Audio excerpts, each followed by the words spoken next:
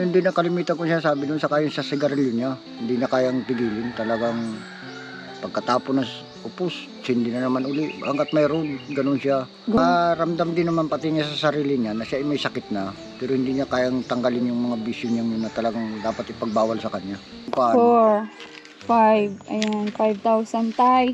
Medyo nahihirapan na din pati ako sa pag-uuling. Kaya gusto ko na rin makahanap naman ng ibang trabaho. Good day mga mahal kong viewers. Ngayong araw ay naglalakad tayo papunta sa tahanan ni Tatay Dodong. Ayan. At paabot nga natin yung binigay ng sponsor nila worth 5,000 pesos. At tanungin din natin ngayon kung nakuha na nila yung bangka na binibili nila. Ayan. Sana nandito sila ngayon. Ayan, kasama ko nga si Marcos at si Rans. Araw-araw yung pagtulong natin. Wala tayong absent. Araw-araw yung rotation ng pagpunta natin sa ating mga tinutulungan. Sana suportahan nyo po itong YouTube channel ko na Commander ni Marcos. At road to 100k subscriber na po tayo. At ganun din yung ating Facebook page na Alma Vlog. Please follow po, like, comment, share nyo po yung ating mga vlog doon. At tumutulong na din sa ating pag-charity yung ating Facebook page. Katulong na natin. At kung may mga masahod tayo doon ay para ito lahat sa ating mga beneficiaries. Nandito na tayo.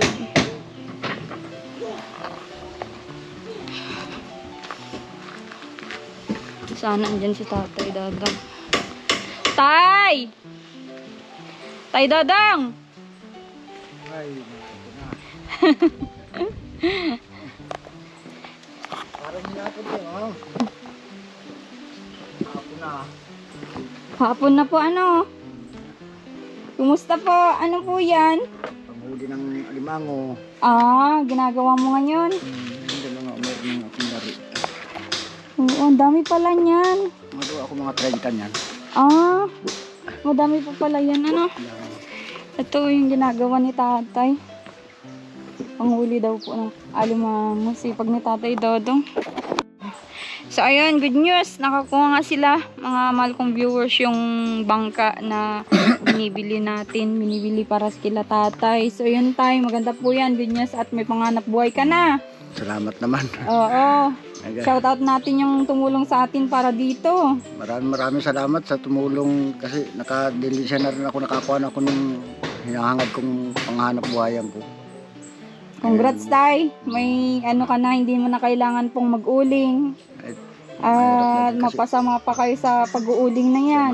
Ang kuwan na ay delikado na. May mga nag-aali-aligid ng mga huli baga. Kaya nga tumigil na nga kami. Delikado po kasi talaga yun. Illegal yan, Tay. Napuputol din yung mga ibang nag-uuling lang naman. Kasi yung sa inyo naman ay dating putol na. Dati na yung sa amin. Nga, bulok na nga yung iba. Hindi namin napakinabangan.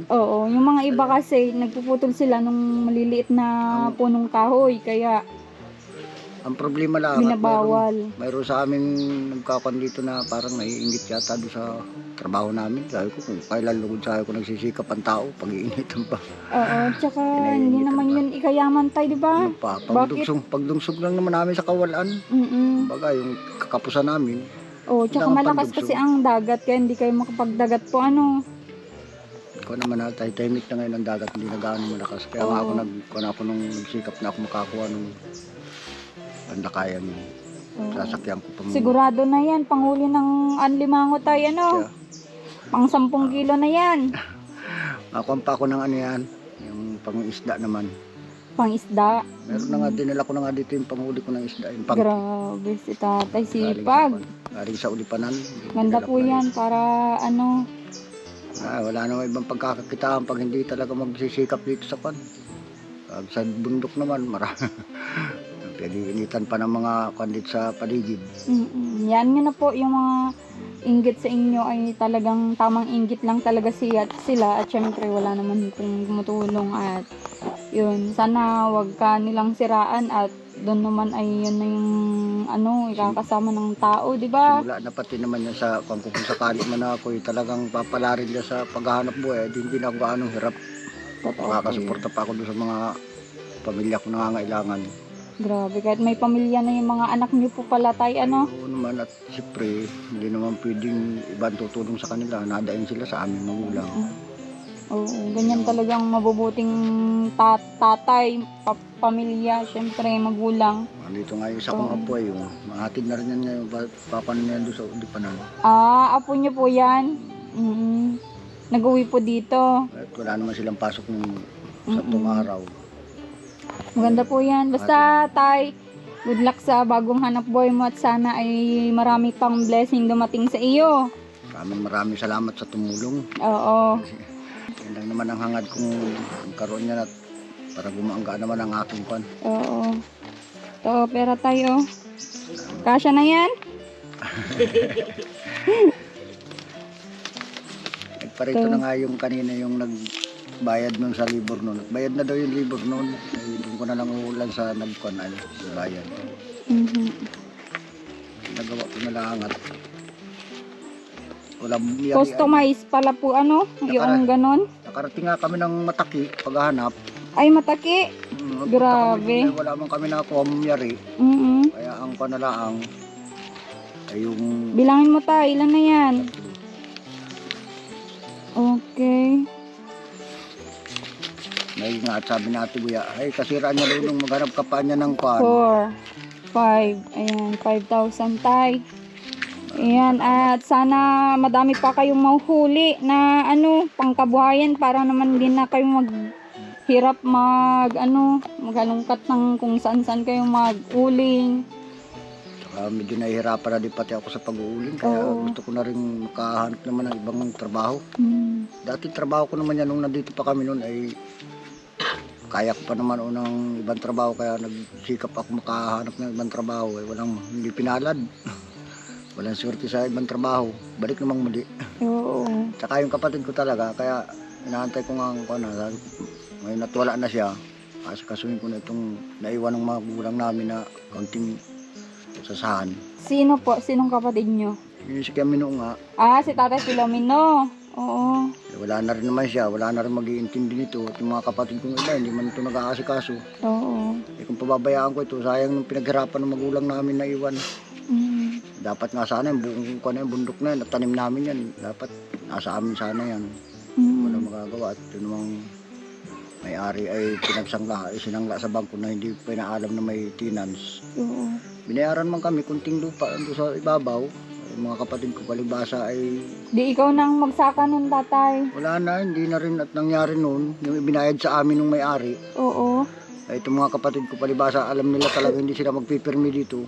Pinadaan na lang sa pira. Pinakwarta na lang. Binigay ng kwarta. O sino nakatanggap dito? Si Tatay Filomeno. Nakakuha din yun sila. Saka yung mga Tag kapatid. magkano nila sila Tatay Filomeno? Binayaran lang naman sa amin ng 12,000. O di magtag magkano sila? Si kami ay ditig 1-1 lang. Ay ko na hindi nang inayang doon sa pinaghirapan ng magulang namin. Kaya ito kaunting ko na ito naman ay labas na dyan sa tituladong lupa. Ay ito tanim din yung matay kong magulang, yung mga kuwan na yan. Pati nga ako may tanim na rin dito sa Mga sasa, yung mga yan yung mga pinagkukuhanan ng Nagkakakwartan din namin yan. Pag walang-wala kami ay pinagbibinta namin ay 1,000 o 100 yan. Nagagawa ka din ng mga pawid tayo dito. So kami nagagawa niyan. Minsan dinadala ko pa doon sa amin sa Ulipanan pag yung talagang kailangan namin. Bayad ako sa motor papunta doon. Grabe ano. Ay kuwan man yan. Minsan nakaka 700 yan. 7,000 na rin. Dati ba si Tatay Filomeno din ba ay mahilig siyang maggawa-gawa ng mga ganyan, ng pawid? Marunong din po siya. Nagagawa din siya. Oo. Kasi ang balita ko parang itong bubong ay siya din nag-ayos ng bubong na ito. Siya gumawa. Pero ito, dinagdagan ko na ito tayo itong mga bagong na to pawid. Bigay din po ng sponsor sa kanya yan. Yun. Oo. Nung mga panahon kasing may school siya dito, hindi man ang bihira ako makaparito. Abala ako sa kanay, nagpunta akong Parakan, nagkabud ako. Tapos nagpasok ako ng pagdadagat. Ayun, hindi ko na rin halos na bisita sa bihira kung mapuntahan dito. Oo. Pero Yun din yung nababalita- mga yun din yung mga question ng mga viewers ni Tatay Filomeno, bakit daw nung nabubuhay ay parang wala siyang mga kapatid, mga pamangkin Hindi naman na nag ano Aalala. sa kanya, nagpupunta dito na syempre nangungumusta tayo. Hindi naman sa ganun. Ako naman ay palaging nandito naman din nung mga panahon na nandiyan ako sa amin sa Ulipanan. Halos araw lang ang binibilang napunta ko dito. Ay nung malayo ang trabaho ko, hindi ko na... Ikaw yung kinikanton yung pumupunta dito pala tay, na may kapatid akong pumupunta dito, Palagi sabi ako niya. dito sa kanya nung Oo. mga panahon na yun. Tsaka naintindihan ko din naman kung bakit hindi masyadong nakakapunta dito yung mga kapatid. Sobrang Malalayo. naghihirap din po sa buhay. Saka malalayo sila. Oo. Tsaka yung nasa Quezon, isa din po yun Isa na rin yun. naghihirap pala po. Kaya alangan po na uunahin pa nila yung Yung mamamasahe para puntahin si tatay, di ba? Ibili muna ng pagkain, di ba? Kaya, Isa pa ngayon, baldado na rin siya na stroke. mm, Kaya wala na. Hindi kapatid mo din po yun. kapatid yun. Pangatlo yun doon sa kapatid kong yun. Namatay. Matagal mo na din hindi sila nakikita tay. Ako na mga 7 taon na siguro. Oo. Simula nung pumunta dito sa amin. Oh, nanonood sila sa akin. Baka may gusto kong sabihin sa kapatid mo. Ay kung nalaan doon sa kapatid ko, pasensya na kung ako hindi makakapunta ron kasi talagang lipit din kami. Ay kung palagi man niya tawag sa akin yung anak nun na isa, yung nakapisan ko ni Edwin, Oo. ay nangungumusta man sa amin. Sabi ko nga niya, ay nung magtawag yun, nandun ako sa Parkali. Oo, Kakabog pasensya na kung hindi kayo nakapunta sa Pasensya na, kanila. wala Ano, naman talagang, alam din naman nila ang buhay ko dito. hirap din po. Yan, pag ganun-ganun ako, kung saan ang may trabahong pagkakakita, nandun ako. Mm, Kaya nga sabi ko doon sa kapatid ko nung pumunta dyan sa akin, nagbisita dito nung hindi pa siya balda, mm, sabi ko sa kanya, ay pasensya na tayo kung kailan tayo magkita kasi talagang hindi ko man kayang magbiyahe-biyahe ng kunat. Yung pira nga ang kailangan. Oo, hindi kasi pwede tayo na alangan unahin mo yung pamasahe kaysa yung pambili mong pagkain yung pamilya po. Lalo tigit nagkakaroon ako ng sabay-sabay na pag-aaral ng aking mga anak.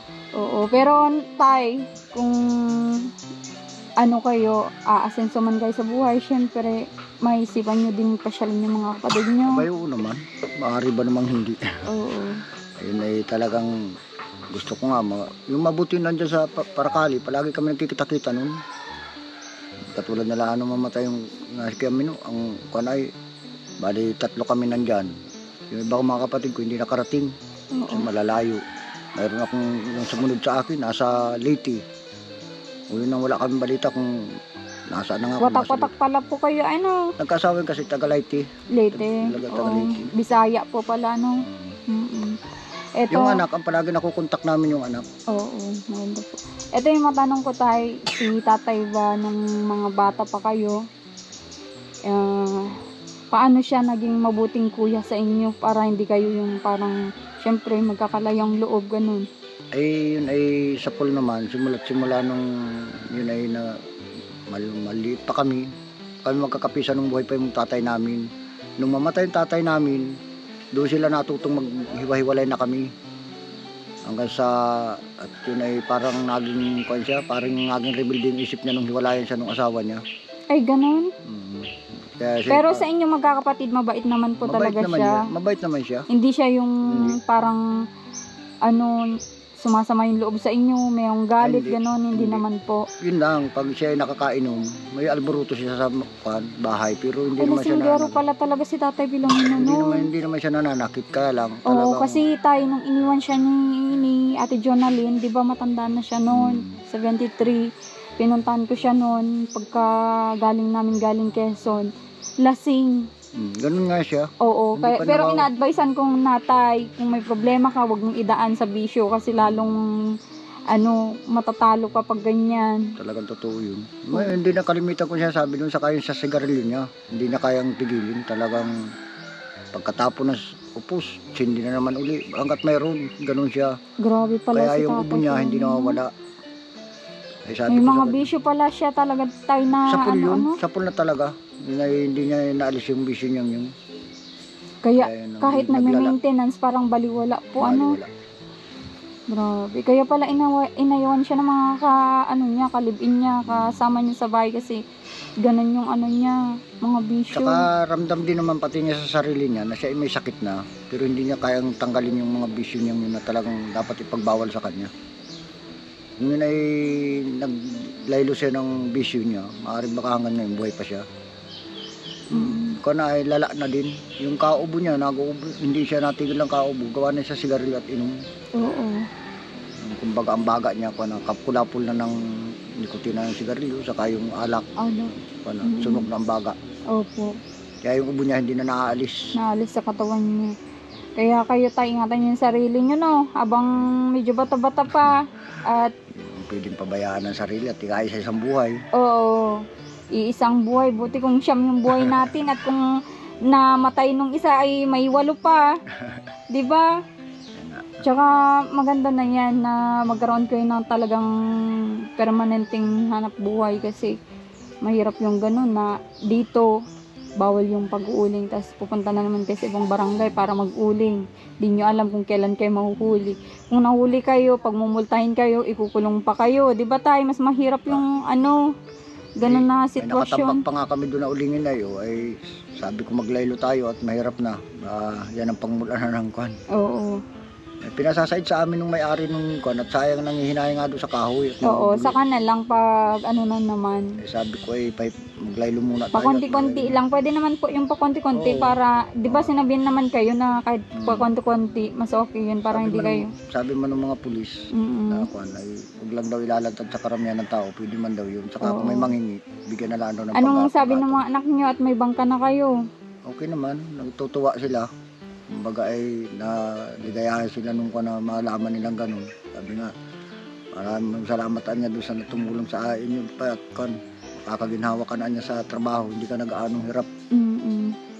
Kasi alam din naman ng mga anak ko na dito sa trabaho ito magaan talaga, madaling pagkakitahan Mas dito. magaan kesa sa ibang mga trabaho.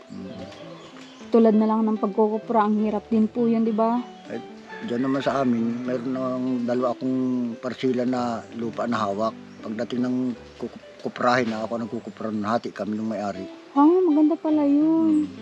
Mamaliit Ibig naman. sabihin kung ang kita niya ay 200,000, tago 100,000 nyo, ganon. Maliit man, kumikita lang Maliit minsan 10,000. Tagpa 5,000 nyo lang. Madali lang naman trabaho nin, wala minsan inaabot lang sa akin 1 linggo. Mahirap naman po yung pagsusungkit, paglulog Hindi ka. Pag yung ang kwan lang, pag ganitong mainit, ang mata ko ang diferensya na. Yun, masakit na po, hindi po gawa ng kayo. kauuling ko, nasisira ng mata ko sa pag-uuling. Grabe. Kaya, ayan, buti na lang ay, may butihan tayong mga sponsor na tumulong sa inyo tayo sa pagkaroon ng bangka. Syempre, hindi lang yan. Habang nandito kami na pauli-uli, mag-vlog sa inyo, meron kayong magiging blessing tayo, At yun naman po yung mga adhikain namin, parang kay Tate Filomeno dati na na yung namin sa kanya, yung project namin para sa pabahay. Sabi ko dun sa si sponsor kung pwedeng ipasa na lang sa iba kasi wala naman po kayo noon dito. Sabi niya oo daw, sa iba na lang daw kasi para naman ma-sharean yung ibang mga tao na naghihirap. Pero di ko alam kung napanood na niya yung vlog ko sa inyo at pang ilang vlog ko pa lang po sa inyo ito, di ba? Yung itong huli ang hindi pa, nung pumunta ka dito na bilang tayo ng pera ba? Oo. Yun ang inaabangan nila. Mm-mm. Yung anak ko nagtanong sa amin, para niya papang sabihan niya, nagpunta na niya sa inyo. Wala pa niya, hindi pa namin napanood. Hindi pa napanood. Hindi pa. Na-upload ko na po yun, yung pinang nyo yung sa bangka, yung sinabi ko dun sa tungkol sa bangka. Na-upload ko na po yun.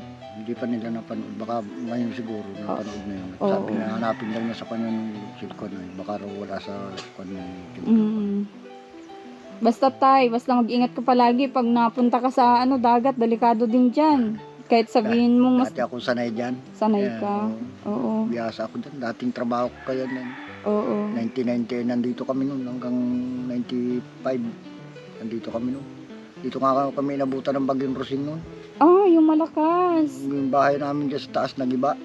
Kaya Cruising is parang lang ako nun ay 1 year old daw yata ako nun. kasing edadan mo yung panganay ko nga. Opo. Isang taon pa lang din yun. 1 year old lang ako noon po, Ay, siya. nung bagyong Rosing. Kasi sabi inadan nung mo nga yung magulang anak kong ko. panganay. Opo.